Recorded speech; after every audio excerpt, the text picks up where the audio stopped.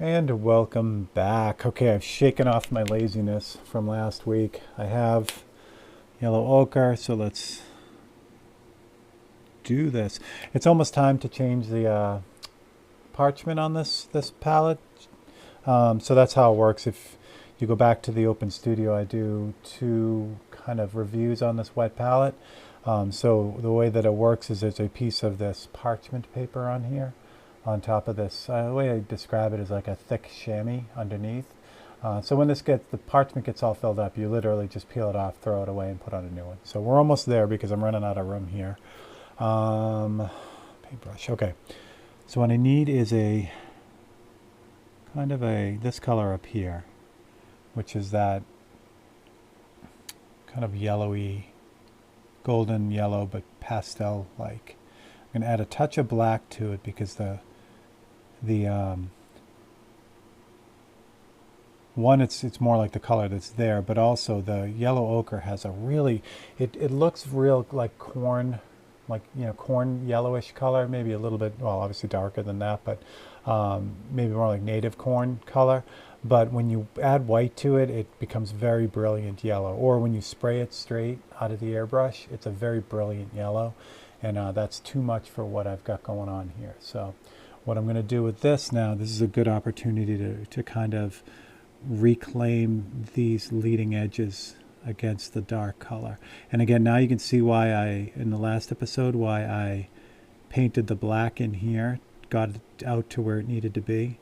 Because if I went and put all this detail in and then tried to do the black, I would wipe out everything I'm doing right now. So,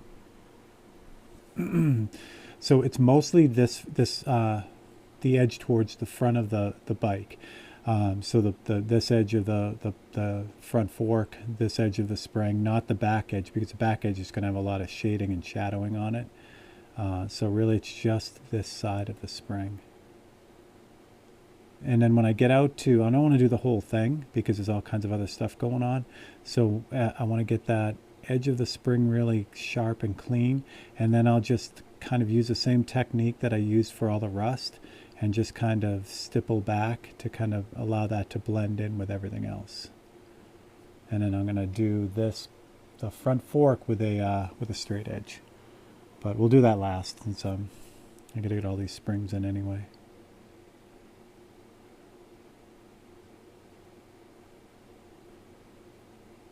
So how have you guys been? It's been a good week, hopefully.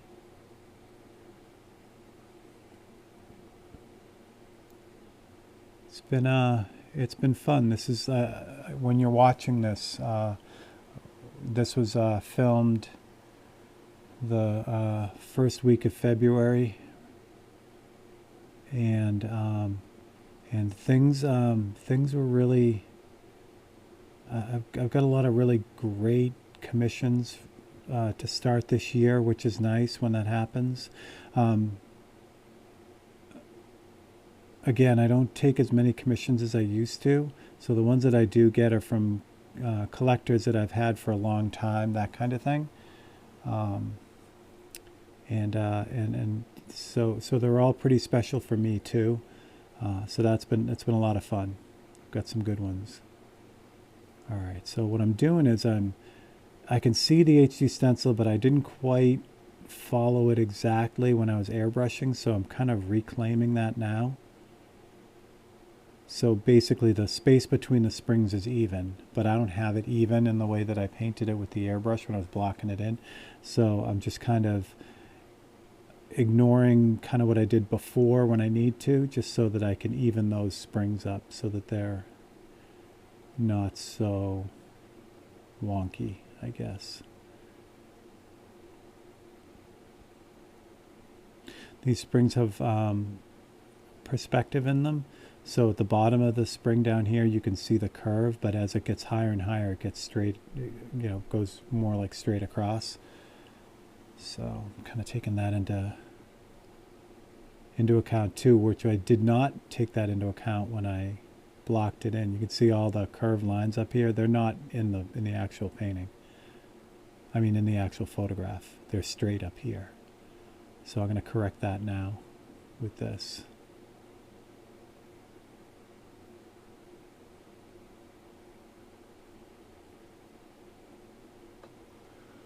I just had a horrible feeling. I looked over at the monitor to make sure you guys could see what I was painting. I want to make sure I wasn't off the camera because guaranteed that's going to happen sooner or later. I'll be like just merrily painting along and you guys will be like, you're off the camera, can't see you. So I try really hard not to do that. All right, so that's that side.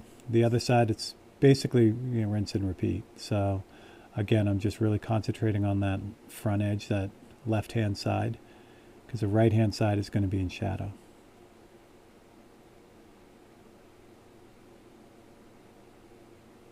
And again, if there was a moment where I wasn't really careful with the blocking in of these brown lines right here, I'm going to take care of that too.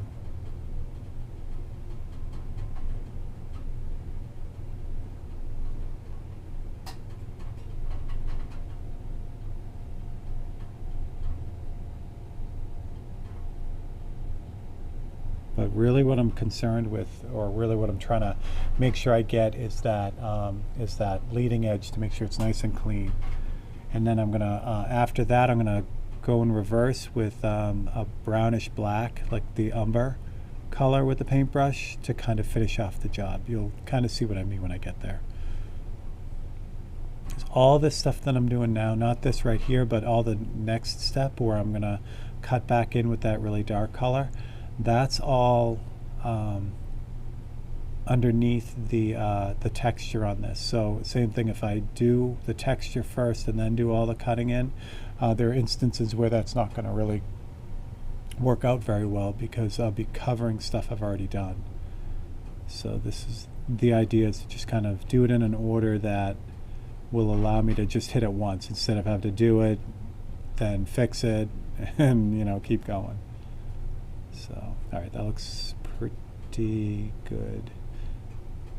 So what I'm going to do real quick, because this is a fairly transparent, like it's pretty thin.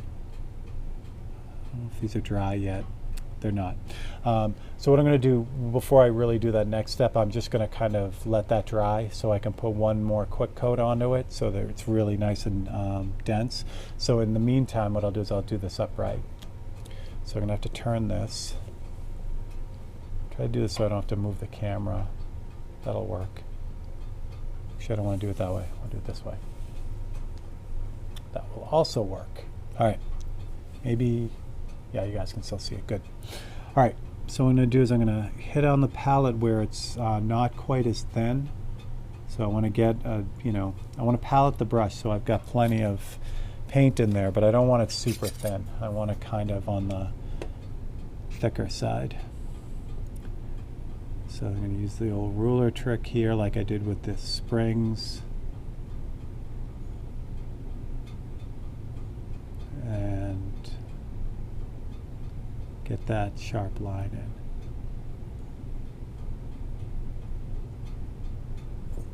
in. Like that. Okay. Is that good? No, actually. Wait, does that? Does not bump out. Okay, that's not good. All right, let me fix this here. So what's happening is see where I stopped up here on the sidecar? There's a little gap. That's what I was looking for. I was looking for a little, like this bumps out here, down here. I was looking for the same thing up here and it doesn't do that. So what I need to do then is I need to redo that line but pull it out a little bit. Try to find a happy medium here.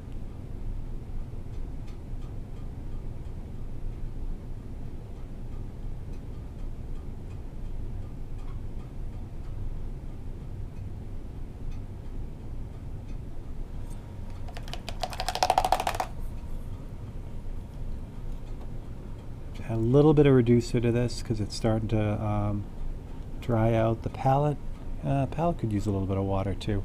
So one of the things you have to do with the wet palette, because it's a wet palette, is you got to keep water in it. So what I have is I have distilled water in a squeeze bottle like this, ketchup-y type bottle. And what's nice about this is, so I have to put water in the tray here on the side. So this has a little, the little nozzle on it, which is nice. So I just kind of put that nozzle in there and then just squeeze, and the water get it on top of the parchment because it'll screw up all the paper. So just give that a little squeeze, and then that fills it up. Um, there was a big concern with these wet palettes, since I'm letting that do its thing now. Um, and it's happened all along. I'm just tilting it down so that the water can flow down through the whole thing faster. The concern is when you have standing water and a piece of foam, you can imagine the mildew and nastiness that's created if you just let it sit over time. And that's one of the big problems with making one of your own, I found. There's no way to really stop that. This, the special chamois type pad that's underneath, they have an anti something, fungus, mold, whatever it is. Some kind of anti-mold treatment on it, or the way that they make it. And then I read another trick online about putting a little bit of copper in the palette, and you can't really see it because it's all wet now, but I just grabbed some copper wire and ran it on the front and the back. There's a little thin piece of copper wire in there, and there hasn't been any mold or any mildew on this at all, and I've used it every day constantly. So I'm really happy with that, because I didn't want stinky paints. That would not have worked out so well. All right,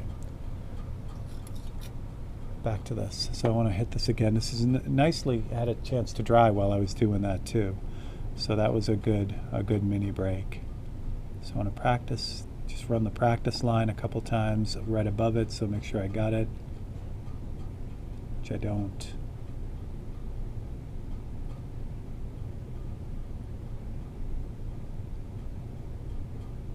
All right, oh, I didn't go far enough. That's all right.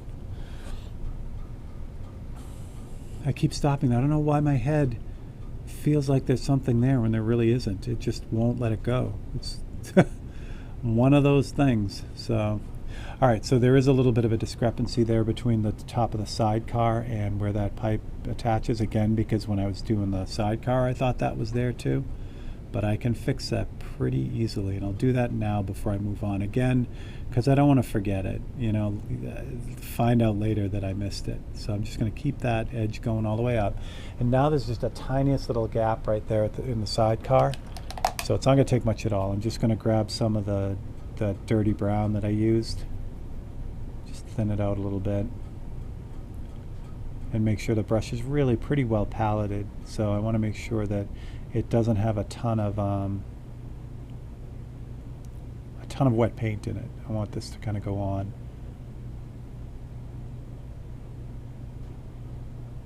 There we go.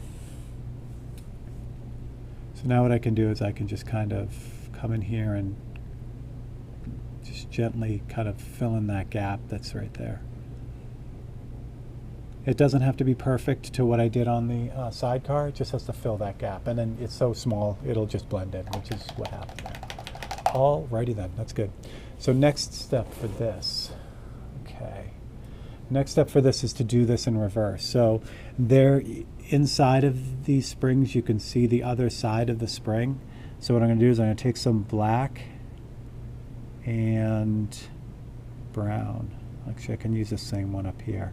But I want this on the really dark side, like that.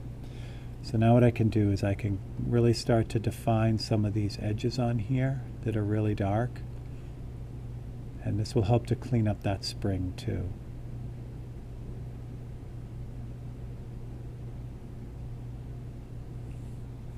Spin this around a bunch of times on you just so I can get a good angle at it.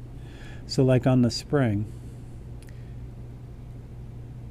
I can use that to kind of shape the outside edge again where I did all the white, which I was gonna, let me hit this again real quick.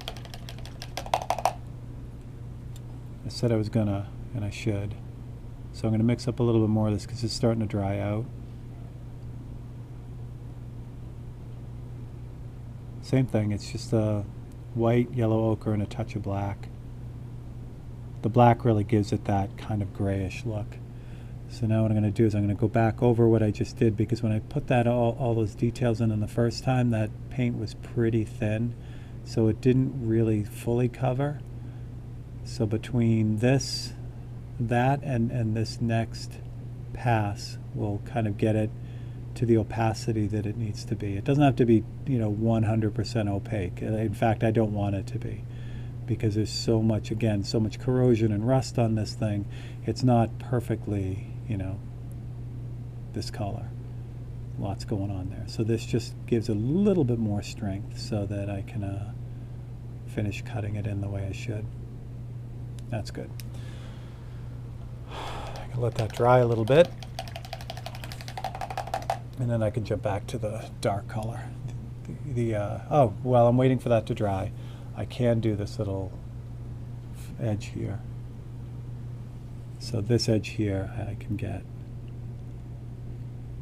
And this does bump out a little bit. So you can see how thin this is, how it pulls at the end. So it's probably a little bit too thin, but it's okay, because what I can do is, again, you let it dry and then you can just hit it again. And since I'm thinking of it, I'll do these details on the back so I can bounce around a little bit. That's not a spring. I thought it was a spring too, but it's not. But still, back here I need it as well.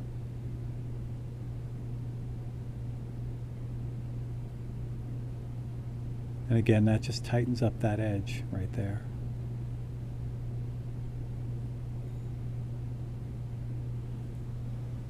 Excellent. This spring is remarkably even, meaning this line that goes across.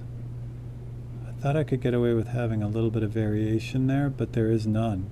That spring is in really good shape. So I'm going to push any of these out that need to be pushed out so that this line here is nice and even.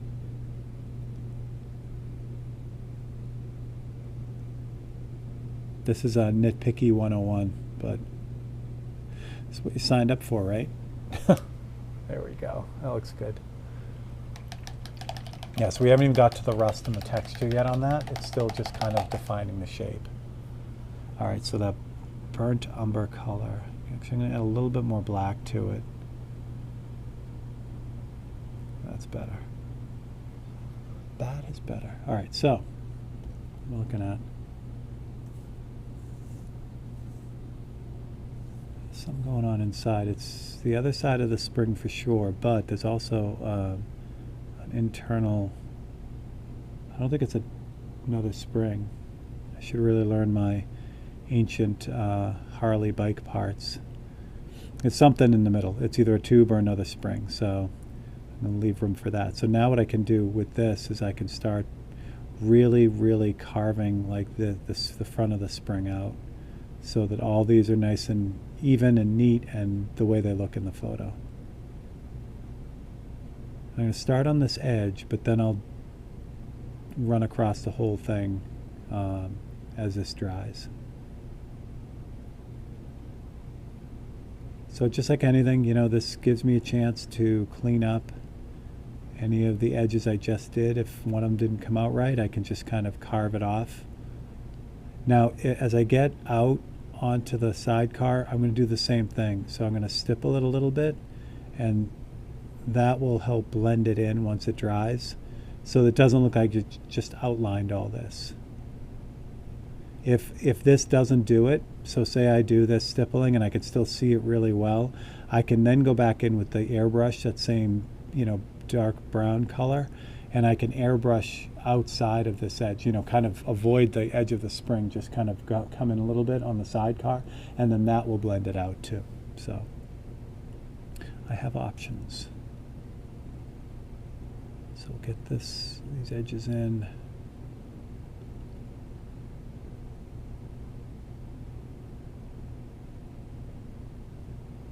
Happy. All right, I'm happy with that. All right. Now I can do the rest of the spring.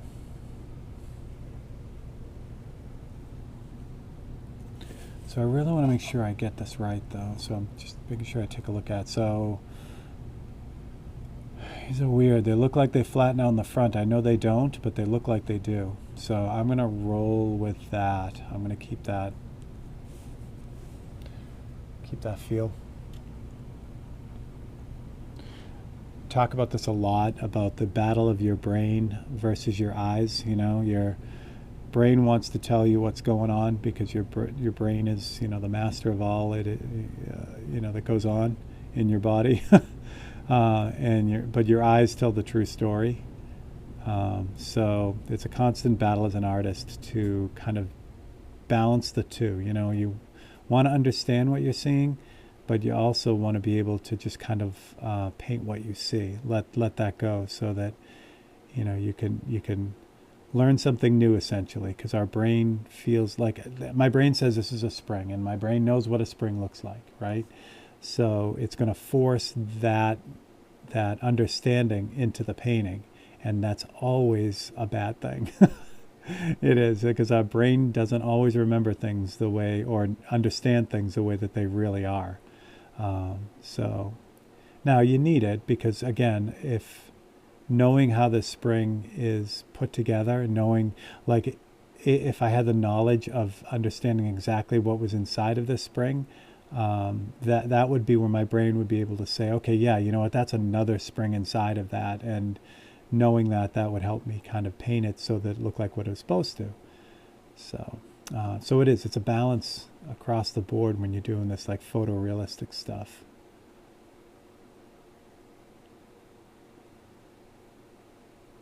And knowing when to turn it off, you know, your brain, I mean. Some people have an easier time turning their brain off. That's a whole other story.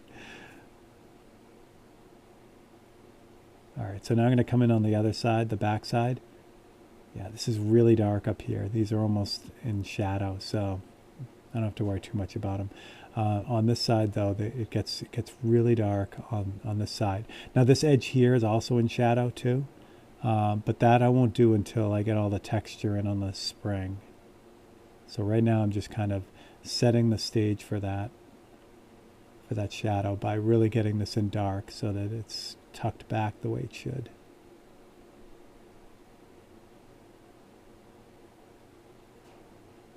And again, I know I said it last week, but I'm going to say it again this week. I really, really appreciate you guys and girls hanging out and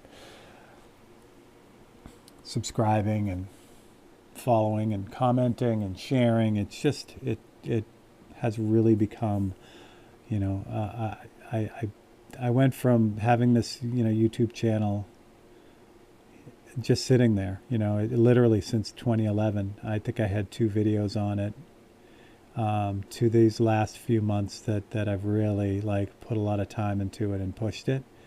And the fact that, you know, there are a lot of people who are responding to that just really, really makes me happy. So I can't tell you how much it means to me. All right, same deal here. I got the perspective going here where you know, these springs are a little bit more flat, but I also gave them a little bit of curve too. I don't want them too flat.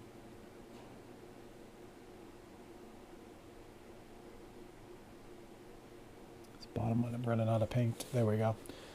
All right, so that's cleaned up nicely.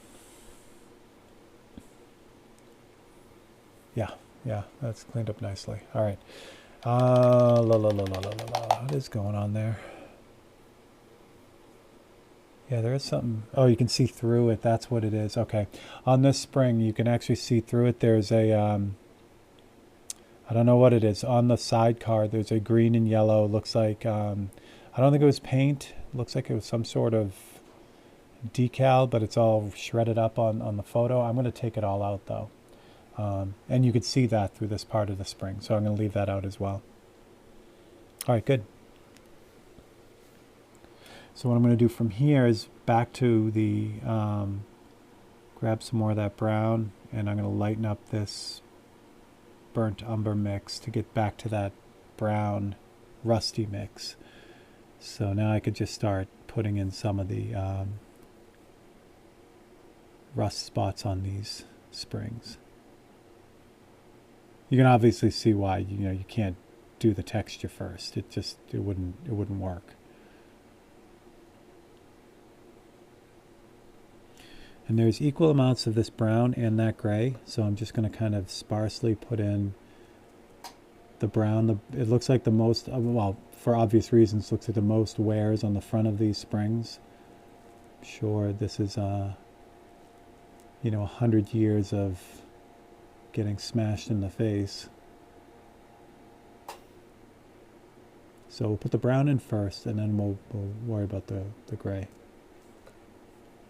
These springs over here have a lot more shading on them, so I can be a little bit more out there with the rust. Some nice highlights on these too, on the ones on this side, which is great. I love stuff like that because, again, it seems really subtle, but you'll see when I put those little tiny highlights on these springs, it makes them pop. It just really defines the shape and really comes around really nicely. All right, so that is good. And that gray should still be okay here. This one right here is the one I mixed up for the rest of the fork, and it's still good. Get some of that, a little bit too wet. So the brush was too wet, meaning there was too much paint in it. So I just go off the side and just, do a few brush strokes with it to take some of the paint out of it. I just don't want it to flow off the brush really quickly. I want it to kind of just go where I put it, basically. So that's not so true when I'm doing like a line like this. Then I want it to flow off the brush, because if I just have it really dry, I can't pull this line. It'll skip and that kind of thing. All right, with lots of gray down on here, so we'll add all that texture in on here too.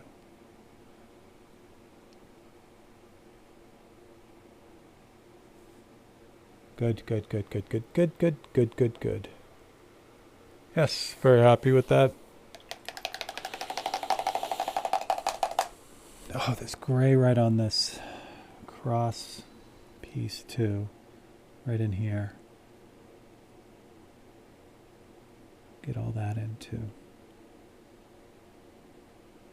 That was super reduced. That's way too reduced right there, but it'll work.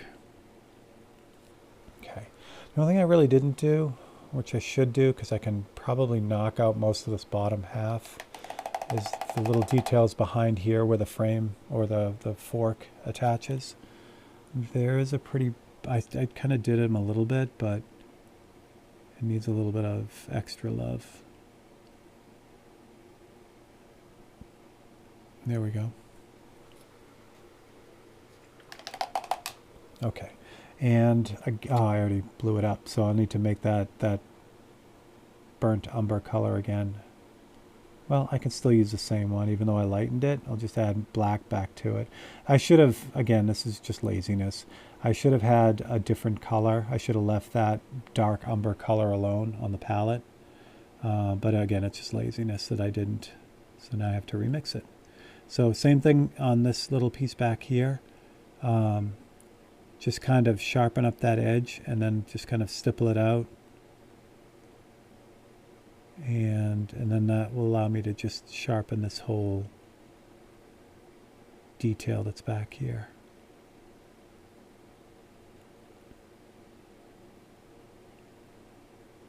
And as always, if I gloss over something or if I say something, excuse me, and you need clarification, please put it in the comments. Or anything like that. So sometimes I just go and don't think about things. Shocker, I know. But if I miss something or you need clarification on something, please let me know. Stuck in my throat. All right. But you get the idea. That's feeling just fine. This is super dark here too, so I can kind of start hitting this as well. This turns into the break line right here, so I don't have to go nuts, but I just want to kind of, again, it's all about the refinement from here. So each pass is a little bit more refined until it's done.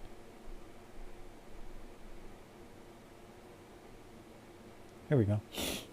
I am pleased with that. All right. All right, so that is where we're going to leave it for this week. I know it's crazy. It just seems like, you work a little tiny bit and then it's like, you know, it's over. um, but like I said, I said this last week too, and I'll say it again this week.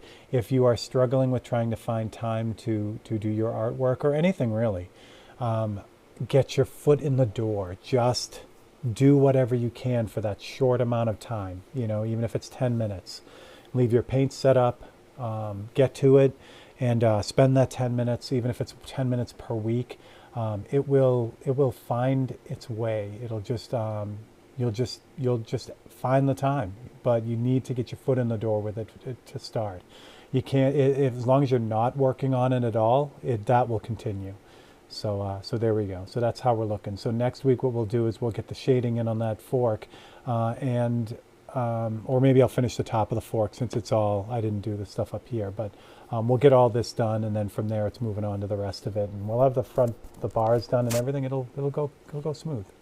So I'm Steve Leahy. This is Open Studio. Again, thank you guys for hanging out, and please like, subscribe, and if it hits you in the right way, please share. That would be awesome if you know someone who would enjoy it.